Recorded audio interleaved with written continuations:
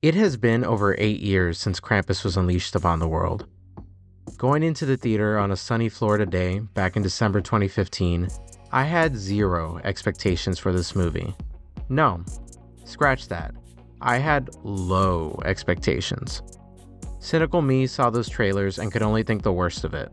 But as soon as the movie opened with that classic Christmas jingle playing over that scary, accurate montage of the last-minute holiday shopping experience, I was immediately on the film's frequency. Younger cynical me, meet cynical Christmas movie. And as the movie went on and the horror elements quickly took over while leaving some room for campy humor, I found myself enjoying the movie more and more, all the way up to its downer ending.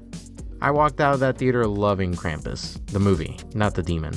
When it released months later on Blu-ray, I picked it up day one, and it has since become a tradition to watch this every year around Christmas.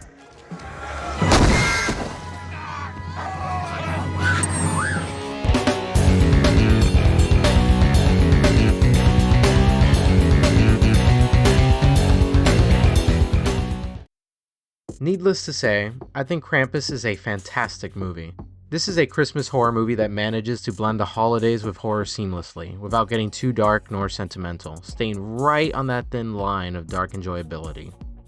Directed by Michael Dougherty from Trick or Treat fame, Krampus centers around two families spending Christmas together, a la Christmas Vacation, who consistently bicker, argue, and even almost fight one another. You know, like your average happy family during the holidays. I hate Christmas! I hate all of you!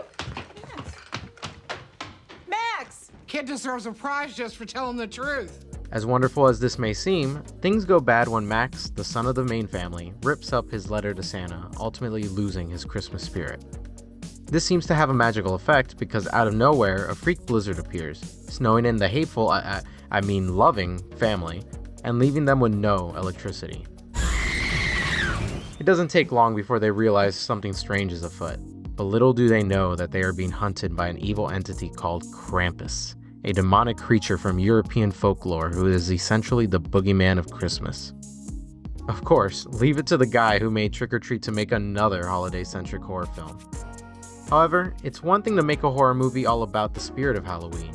It's another challenge entirely to make one set during Christmas, arguably the most cheerful, anti-horror holiday of the year. But not only do I think Michael Dougherty succeeds, I actually think he manages to make a cult classic in the process. What I find really, really fun is the infectious spirit of Krampus. That once you introduce people to him,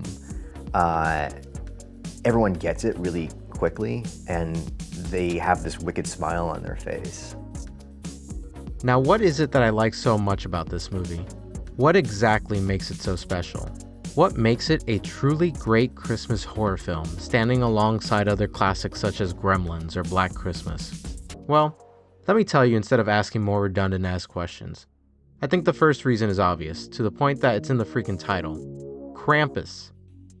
I won't lie, until I saw this movie, I did not know who or what a Krampus was. What? You believe this senile horse shit? Evil Santa, Jesus H. Almighty. But oh boy, once I saw this movie, not only did I now know who Krampus was, I also knew I did not want to mess with this dude. This movie does a great job in showing just how intimidating and terrifying this creature is. His first appearance always gives me goosebumps whenever I rewatch the movie, the way he just stares and runs from rooftop to rooftop, chasing after his first victim with crazy speed. Even the sounds he makes are otherworldly.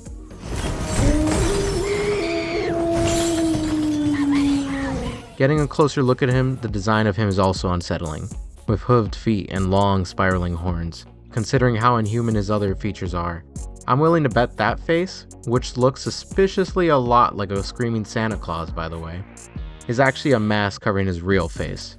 Indeed, when you see Krampus blink, he seems to do so with eyelids that are detached from the face, coming from somewhere within. If this is the case, this means we actually never see his face in this movie, and instead we are left just wondering what exactly is hiding under that expression of terror. Haunting. Anytime he is on screen, Krampus demands your attention. You know shit is going to go down when he shows up. But that doesn't mean everyone's safe when he's nowhere to be seen. You see, Krampus doesn't roll alone. In fact, he has a posse, having them do a lot of the dirty work for him when he's working behind the scenes. and these guys add just as much to the movie, if not more so. The enemy fodder in this movie ranges from elves, gingerbread men, snow, worms, to sentient toys, and when looking at the movie as a whole, they seem to get the bulk of screen time. For some people, this may be a turnoff. After all, why have other creatures steal the spotlight in a movie called Krampus? And for those people, though I can understand where they might be coming from, I think they are ignoring just how fun these creatures really are and how much variety they add to the film. While Krampus is the overseer of this horrific night, and essentially the main threat, these little creatures that work for him are just as horrifying and dangerous, tormenting the family in their own home, doing so with glee. The elves are ghoulish and appropriately evil looking, with masks that give off a satanic cult vibe. The gingerbread men are easily the most cutesy of the enemies, and although they are probably my least favorite of the minions, they don't overstay their welcome and are actually quite fun in their own right. It doesn't help though that in a film that is filled with largely practical effects when it comes to its creatures, these are the most overtly computer generated. However, the creatures that I do love, and are possibly as much of a reason to watch this movie as the big bad papa himself, are the evil sentient toys. I love these guys.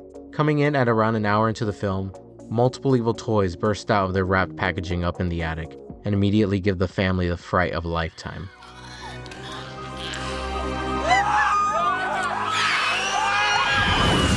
This scene is just perfection. It might actually be the best part of the movie. With each of the family members trying to fend off a separate demonic toy, the scene has that maniacal energy and sick joy that only a movie like Evil Dead 2 could give. The designs of these toys are just great, especially the Jack-in-the-Box clown. This creepy fucker looks like something out of an LSD nightmare. Serious props to the folks at Weta Workshop. These guys are behind the designs and creations of all the creatures in this movie. Just looking at the behind the scenes gives a glimpse of just how much care and work were put into making these horrific creatures. They pulled no stops when it came to designing them, even giving the creepy fuck-ass clown an actual working mouth. With which, by the way, he eats one of the children head first. What the hell? Rarely ever in an R-rated movie, let alone a PG-13 horror movie, which this is, by the way, do you see something as messed up as this happen to a child? This is when I knew, sitting in that theater, watching this moment, that I knew this movie was special. And that Michael Dougherty is a twisted fuck. This movie, especially for a PG-13 horror movie, actually has the guts to go quite dark at times. In a movie centered around two families, we actually see a setup where everyone is vulnerable. None of that plot armor crap that surrounds children. No. Children are getting eaten by monster clowns, snatched by elves, snatched by hooks hanging down chimneys. Does this look dangerous?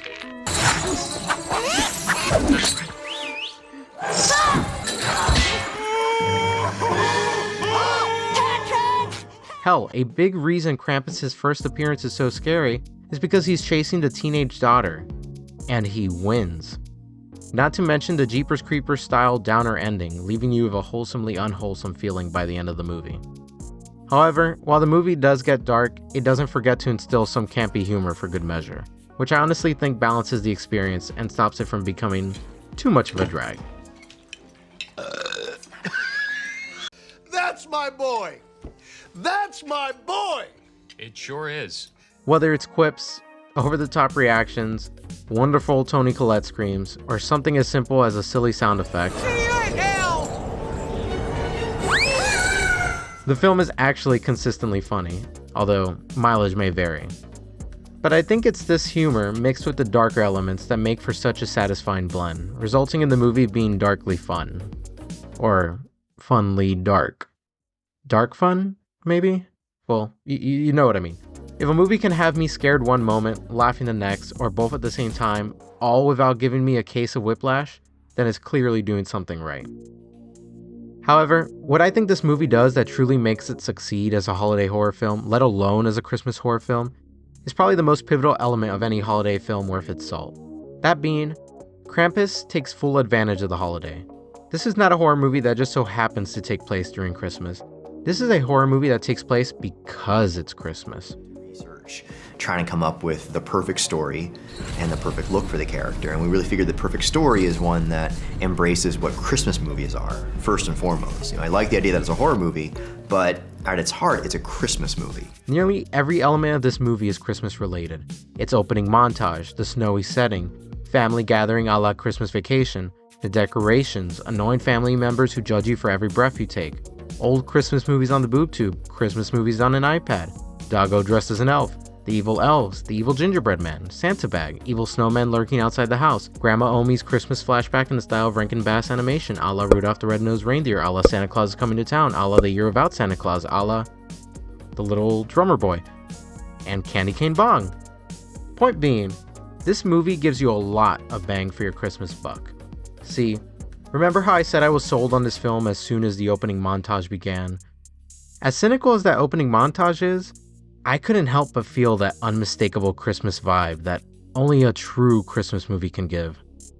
Somehow, despite its dark content matter, Krampus manages to give the same Christmassy feeling that movies like Christmas Vacation, A Christmas Story, or Elf can manage to give. And that in itself is a treat, especially when considering how some cheery movies all about Christmas, such as Christmas with the Cranks or Deck the Halls, fail in that respect. Yeah, I said it, Krampus is more of a Christmas movie than those holiday degenerates.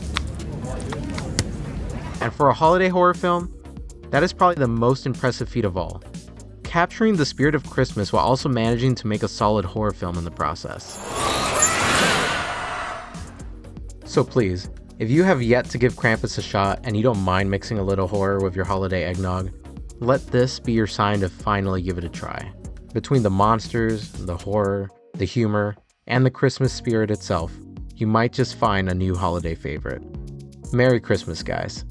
Although, I'm pretty sure this is going up in January, so have a good day. And thank you for watching. This has been Movies with Gabe.